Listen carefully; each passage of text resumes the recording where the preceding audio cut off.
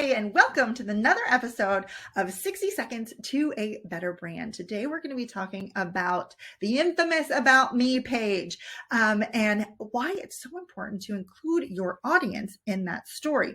A lot of times, our About Me pages are like, I went to this school and then one day I discovered this and I decided to do this and then I did this and now I have a business and I have 2 kids and I'm married and I love coffee.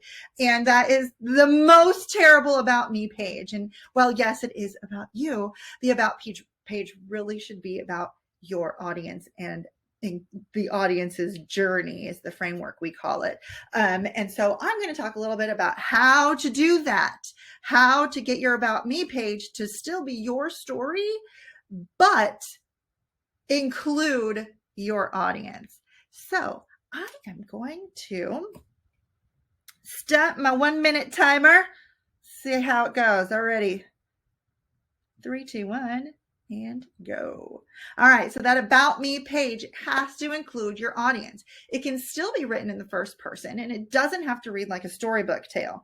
But I'll say it again, it has to include your audience. There's a framework that walks you through the audience journey. And if you've done your homework on your positioning strategy, you already know that all the elements that go into your framework.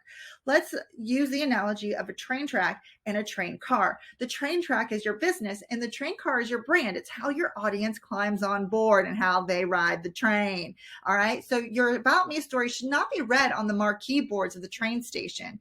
That gives your audience the mobility of freedom, or the freedom of mobility, to check out all the other marquee boards. They aren't on board yet. They aren't on your train. But if you tell your About Me story to the passengers on board the train, they get a wildly different experience. They get to touch the leather seats. They get to sit where they want to sit. They can see the views. They are on board. On the platform reading the marquee board, they can't see themselves on the train trip. When they climb on board, not only can they see themselves in the train, but they can feel themselves on the journey. So what elements should be included in your About Me story? This is where understanding your audience's needs, values, and desired emotional state come into play. Hopefully, they align with your purpose and brand promises. I already kicked the minute, but I'm going to keep on going, all right?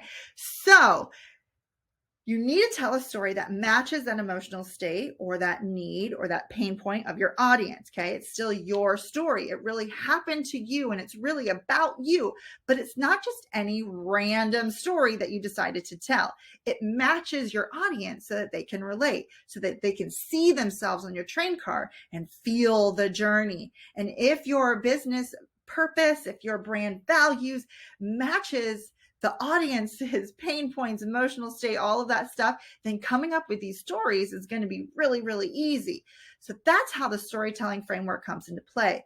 Give yourself clarity on your audience's needs, pain points, obstacles, and desired emotional outcome, and it will help you choose your own personal story that you tell about you. Probably a minute and a half, but no one's keeping time, right? If you want to see some examples on how to actually form your About Me page story, I've got 2 on the blog today. So I'll put the link in the bio, and you can head over there and get more detail on including the audience's journey in your About Me story. Thanks for tuning in. See you next week.